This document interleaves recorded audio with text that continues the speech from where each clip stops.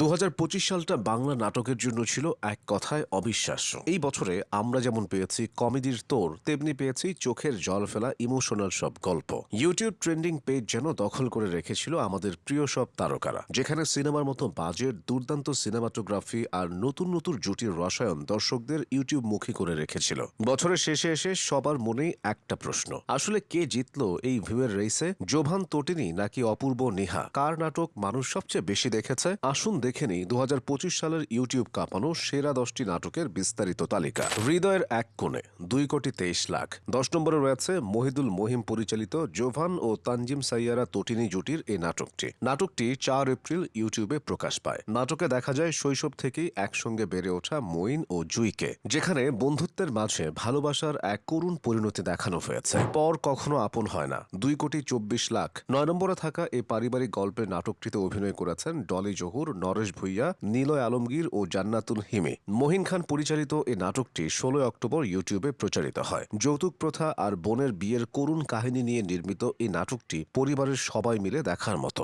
হৃদয়ে রেখেছি গোপনে ২,৩০,০০,০০০। ৮ নম্বরে আছে নাটকের জনপ্রিয় জুটি ইয়াশ রোহান ও তটিনীর এই মিষ্টি প্রেমের নাটক। ২রা এপ্রিল ইউটিউবে মুক্তি পাওয়া রোমান্টিক নাটকটির পরিচালক মাহমুদ মাহিন। এখানে দেখা যায় মনে মনে চাচাতো বোনকে পছন্দ করলেও প্রকাশ করতে পারে না এমন এক তরুণের গল্প।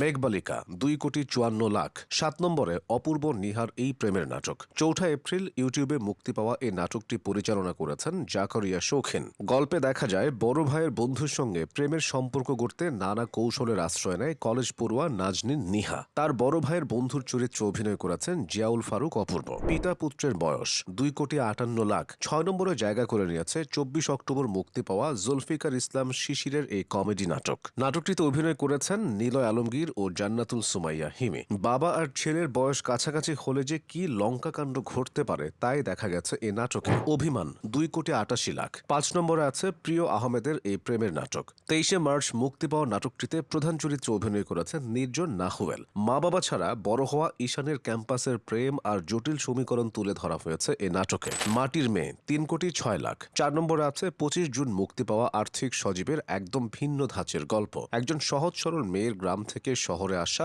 নিজের মতো করে বাঁচতে চাওয়ার সংগ্রামের গল্প এটি। এই নাটকে অভিনয় করেছেন শায়লা সাথী, তামিম খন্দকার, ইন্তেখাব দিনার, সাবিরে আলম, আনোয়ার শাহী, সূচনা শিকদার প্রমুখ।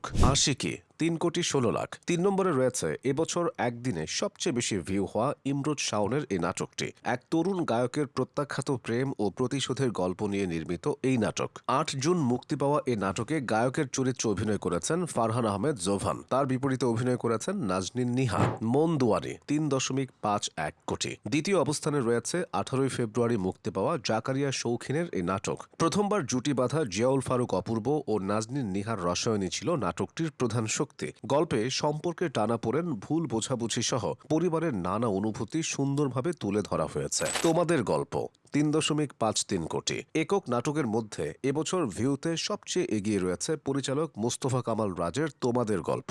নাটকে যৌথ পরিবারের মধ্যে বন্ধন অটুট থাকার গল্প বলা হয়েছে। ৩১শে মার্চ মুক্তি পাওয়া এই নাটকে ৫ প্রজন্মের শিল্পী অভিনয় করেছেন। একেবারে তরুণ প্রজন্মের তটিনী থেকে শুরু করে ৮২ বছর বয়সী দিলারা জামানও আছেন। ছিলেন সাবেরি আলম, মনিরা মিঠু, শিল্পী সরকার অপু, ফারহান আহমেদ জোভান।